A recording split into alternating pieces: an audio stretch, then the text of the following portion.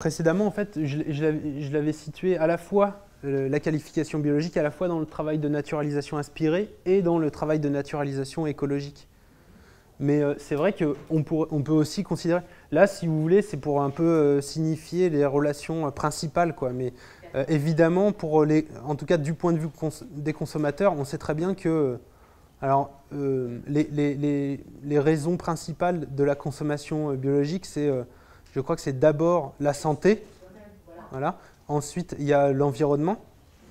Et puis, il y a évidemment des questions d'ordre politique et moral et éthique sur supporter, au sens anglo-saxon du terme, supporter un autre type de production des aliments. Et c'est pour ça aussi qu'il y a des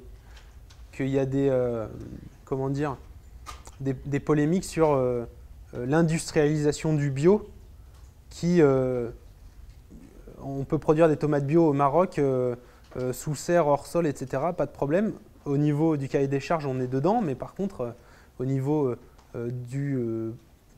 politique et moral, et puis du type d'agriculture qu'on souhaite encourager par ces pratiques, ça pose forcément des questions.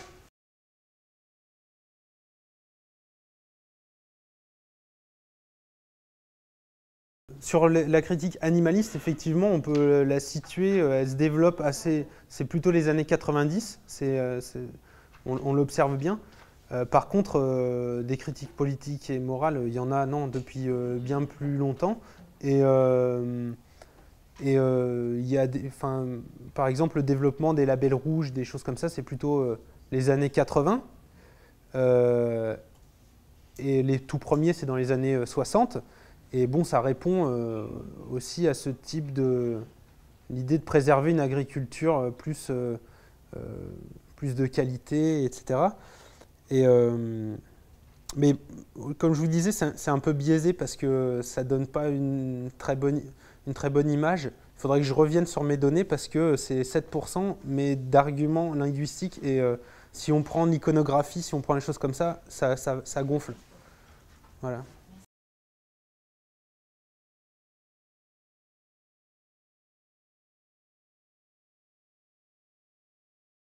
Des produits, il y en a, je pourrais revenir, mais tous les arguments, par exemple les clean labels anglo-saxons là, en Angleterre qui disent sans E, absence de E, d'additifs, etc., ça relève typiquement de ce genre de naturalisation. Et puis voilà, la communication de Babybel qui est le résultat là, de la campagne publicitaire que j'avais étudiée, et qui est un message, une communication qui tranche vraiment avec toutes les communications qui avaient pu être faites précédemment sur ce produit-là. Elle est aussi sur ce mode naturalisation inspirée.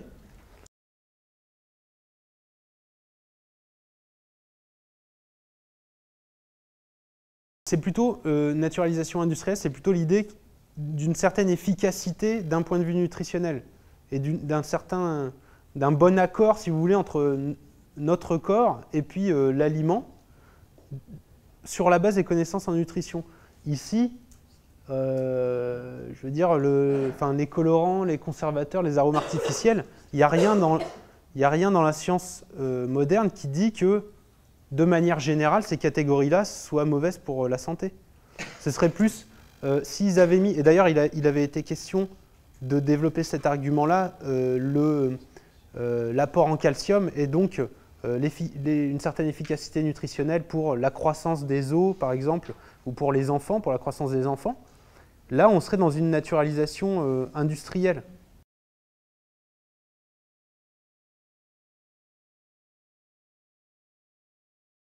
Si vous voulez, du point de vue de la science nutritionnelle, de la physiologie de la nutrition, de la toxicologie, ce n'est pas les additifs qui peuvent être critiqués, ce serait du cas par cas de dire tel additif, et il n'y a aucune raison pour dire qu'a priori, un additif qui serait naturel, entre guillemets, soit moins ou plus toxique qu'un additif qui serait artificiel, entre guillemets. Donc, ce genre de généralisation et de tirer argument de ce genre de catégorie généralisante qui est celle de l'artificiel, pour moi, ça ne relève pas d'une naturalisation industrielle parce que c'est c'est pas la manière dont procède la science, quoi. C'est comme, par exemple sur les OGM, du point de vue de la science, il faudrait faire un procès scientifique et toxicologique, OGM par OGM, au cas par cas, et pas réfléchir sur la manipulation, la modification génétique, est-elle bonne ou mauvaise? C'est dans ce sens-là, en fait. Dominique Parmassin. Faut allumer là? Oui, bonjour. Moi, je suis toxicologue alimentaire spécialisée sur les additifs, donc si vous permettez, je voudrais rajouter une autre chose. Mais j'aime beaucoup votre truc Babybel, là, parce que moi, j'ai appris la semaine dernière par la directrice de l'ANIA, je ne sais pas s'il y a des représentants de l'ANIA, que maintenant l'ANIA refusait les messages négatifs. Hein. Pardon? Pas tout à fait, je vous explique. Oui, mais je trouvais que c'était une démarche extrêmement intéressante. Alors pour revenir aux additifs naturels ou artificiels, on est en train de tous les réévaluer à l'Autorité européenne de sécurité alimentaire. Et on a commencé par les colorants, et je peux vous dire qu'on doit les évaluer de la même façon, avec les mêmes critères, qu'ils soient naturels ou artificiels. Et malheureusement, dans les dossiers des colorants naturels, on a très peu de données toxicologiques. Et on a beaucoup de mal à les réévaluer, alors que les colorants artificiels, on a beaucoup de données qui nous permettent d'émettre un avis scientifique. Sur les colorants naturels, eh bien, on a très peu de choses. Or, naturel is not systematically safe. Je peux peut-être compléter. Donc, Camille Elmer, je suis responsable des affaires réglementaires à l'ANIA, et donc j'ai travaillé sur la nouvelle position sur les allégations négatives. En fait, vous avez raison, jusqu'à très récemment, notre position, c'était de dire nous déconseillons les allégations négatives, les allégations de type 100. Or, vous avez fait le constat vous-même qu'elles sont très largement utilisées, et donc cette position n'était pas vraiment tenable, puisque non, nous n'avons pas force de mettre des amendes ou pire, de mettre en prison les industriels réfractaires. On a donc choisi de modifier cette position, de la faire évoluer, pour en faire quelque chose qui soit plus conforme à la réalité du marché et qui soit plus acceptable, pour éviter les dérives en termes de communication qui seraient excessives sur le sang. On a donc choisi de faire une position qui distingue d'abord la communication dénigrante, alors on l'a appelée communication péjorative, qui là est porteuse d'un message très négatif, et c'est pas seulement les allégations sang, on peut penser à certaines campagnes de certains distributeurs, et qui vont vraiment porter un message dénigrant sur tel ou tel ingrédient ou sur tel ou tel procédé. Et dans un deuxième temps, on a choisi non plus de déconseiller, mais d'encadrer de la manière la plus stricte possible ces allégations sang, pour faire en sorte qu'elles ne soient plus utilisées comme un argument de vente principal, mais comme une information factuelle pour compléter, puisque comme vous l'avez dit, il y a quand même un paradoxe dans l'idée de vendre à un consommateur un produit qui ne contiendrait pas ceci ou cela, plutôt que de lui vendre d'autres bienfaits ou d'autres vertus du produit en question. Donc on a choisi, avec l'ensemble de nos fédérations et entreprises adhérentes, de définir des critères. On s'est notamment inspiré de ce que la cosmétique a fait pour elle sur les allégations négatives, et on espère que cette position, qui est toute neuve, sera appliquée par nos opérateurs. On a déjà des exemples Donc ça n'interdira pas les allégations sang, mais on espère que ça fera en sorte qu'elles soient utilisées de manière peut-être moins abusive et moins excessive dans certaines communications.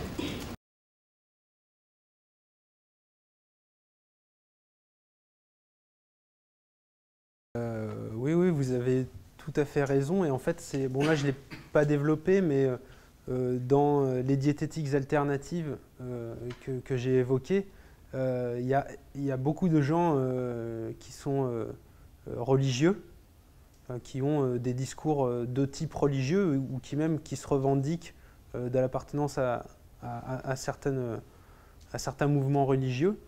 Et oui, effectivement, on peut considérer que si on considère qu'il y a un certain mouvement de sécularisation par rapport aux autorités religieuses traditionnelles au XXe siècle, enfin depuis le XIXe, on va dire, en même temps, on peut peut-être considérer aussi, et il y a des travaux qui ont étudié notamment les idéologies New Age, ou des travaux dès les années 70 de Hervieux et Hervieux-Léger sur tous ces mouvements un peu New Age ou de nouvelle spiritualité, etc., Et on peut considérer qu'effectivement, la nature, alors avec un grand N, pour le coup, elle occupe un peu une place d'autorité transcendante, enfin, ouais, qui serait immanente, mais bon, enfin, elle prend un peu la place de Dieu par certains aspects. Mais avec la citation là, du Nouvel Observateur, j'ai essayé de montrer aussi qu'on le retrouvait même dans un journal de ce type, sans qu'on soit forcément dans une diététique alternative. Enfin, c'est des interprétations je pense que d'une certaine manière, on peut tout savoir, quoi. On a tendance à parfois convoquer la nature pour arrêter des jugements. Convoquer la nature, c'est aussi parfois pour faire cesser la discussion. Et ça montre bien cette place d'autorité morale un peu que peut occuper cette notion-là.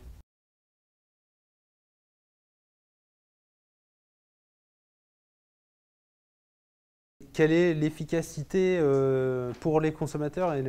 C'est un peu ce que j'ai voulu soulever à la fin, c'est la question de la crédibilité et de la légitimité de toutes ces formes de qualification. Il n'y a pas beaucoup de données, ou alors c'est des données privées auxquelles je n'ai pas forcément eu accès sur comment telle ou telle qualification pouvait être reçue. Mais bon, ce qui ressort, c'est que déjà les industriels ont bien conscience de cette question de la crédibilité, et comme je disais tout à l'heure, ils cherchent à mettre leur discours et puis les discours qui accompagnent ou non des changements de procédés, ils cherchent à mettre tout ça à l'épreuve du jugement des consommateurs. Là, il y a des dispositifs, il y a des focus group qui vont être organisés, il y a des choses classiques en marketing. Mais il me semble que c'est quand même relativement nouveau, cette idée de faire juger des discours. C'est pas seulement faire juger une innovation ou un nouveau produit, c'est vraiment faire juger un discours et comment on se positionne, nous, en tant qu'acteur de l'offre. Et après, bon, il y a tout un tas de dispositifs. Il y a les wargames aussi qui sont utilisés pour comprendre le contexte critique, savoir comment se situer dans tout ça. Mais les éléments d'efficacité, il y a pas beaucoup. Enfin, moi, je connais pas beaucoup de données là-dessus, mais simplement les acteurs de l'offre constituent de plus en plus, à mon sens, des consommateurs qui seraient critiques. Je veux dire, leur cible, hein, si je reprends le vocabulaire, la cible est de plus en plus considérée comme étant potentiellement critique et douée d'une capacité à juger, à évaluer les messages et à être suspicieuse ou voilà. Je sais pas si je pense qu'on manque de connaissances là-dessus.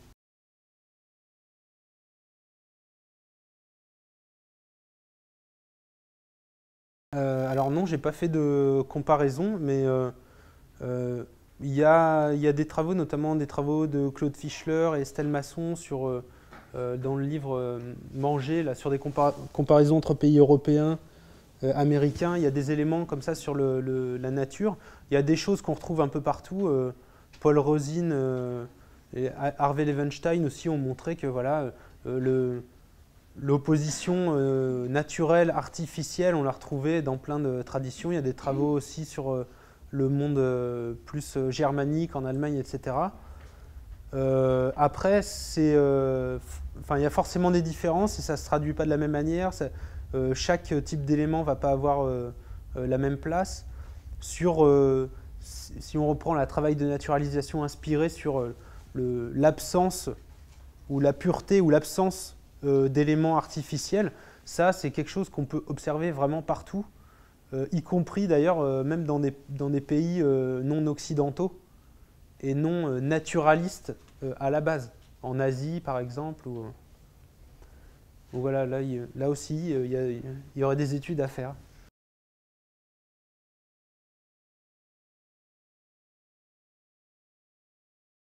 Je crois qu'il y a eu des discussions, enfin moi j'avais j'avais essayé de rentrer dans les cuisines de l'ANIA quand je faisais ma thèse sur les allégations de naturalité, mais ça n'avait pas été possible, parce que je crois qu'il y avait c'était un peu conflictuel, il me semble. Non, il y avait eu des discussions sur les allégations de naturalité. Ça avait abouti à quelque chose ou... En fait, il y a eu beaucoup de travaux. La question de la naturalité, elle est très dépendante des secteurs d'activité et des process applicables à chaque secteur. Donc, on avait essayé, en effet, de définir une position commune, mais qui était en fait une définition de grands principes à décliner par secteur. Finalement, c'est la DGCCRF qui a tranché, puisqu'elle a fait une note. Au final, c'est souvent la DGCCRF qui tranche sur ce type de communication, puisqu'on a un principe général de non-tromperie du consommateur qui est interprété par des notes DGCCRF. Et c'est pour ça aussi que l'ANIA s'est penchée de manière plus approfondie sur les allégations de sang, pour répondre notamment aux interprétations qui peuvent sembler parfois trop strictes, pour apporter une forme de souplesse tout en restant nous-mêmes stricts dans nos positions.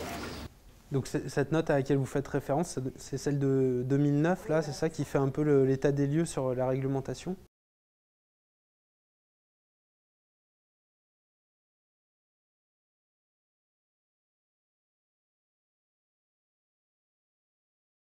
Alors, oui, effectivement, c'était la première fois qu'un produit, plutôt a priori, hein, du bon côté de la critique, si on regarde au regard de l'histoire, était mis en cause comme ça dans un scandale, parce que bon, le bio s'est construit contre l'industriel, et là c'était la première fois que dans un scandale de sécurité sanitaire, on avait le bio et en plus du végétal, parce que d'habitude les scandales portent quand même souvent sur des aliments animaux qui étaient incriminés. Il y a Jocelyn Roth qui a travaillé là-dessus, qui a montré un peu comment au fil des épisodes critiques, on se déplaçait de catégorie du mangeable en catégorie du mangeable. Après, moi, j'ai pas pu vraiment mesurer qu'est-ce que ça avait changé ou pas, parce que c'était quand les grêles? C'était 2011. Bon, je vous avoue que j'étais en pleine rédaction et je pense que j'étais un peu déconnecté, même si j'ai suivi un peu, mais j'ai pas pu avoir le recul après dessus sur quelles conséquences ça avait pu avoir. Moi, j'aurais tendance à minimiser les conséquences, à penser qu'on a quand même oublié un peu vite, mais je sais pas. Je peux pas vraiment vous répondre. Oui, moi ce que j'ai pu en observer au niveau de d'une part du discours argumentaire et puis des conséquences en magasin bio, il me semble qu'un argument important, alors d'une part effectivement comme dit madame, le fait que c'était végétal et bio, ça a été un petit peu étouffé, parce que quand même végétal et bio ça compense le fait qu'il y a eu un accident, mais ce n'est qu'un accident puisque normalement le végétal et le bio c'est naturel, ce n'est pas toxique. Après, il y a un argument assez fort qui a été développé, qui est du fait que c'était un producteur étranger. Donc c'est pas les principes du bio, c'est... Chez nous en France, on ne ferait jamais ça. C'était l'argument.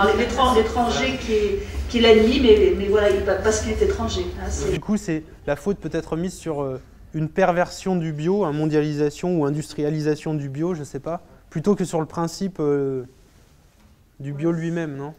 Oui, c'est parce qu'il était ailleurs, donc forcément ailleurs, on contrôle moins. Alors après, il y a eu quand même, je pense, des conséquences, parce que pendant les mois qui ont suivi l'événement, moi je voyais, parce que quand j'allais dans les magasins bio, il y avait systématiquement des promotions et des soldes sur les graines germées qui ne se vendaient plus.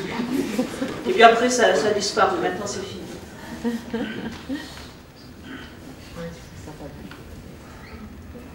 Plus de questions? Bon, merci à tous.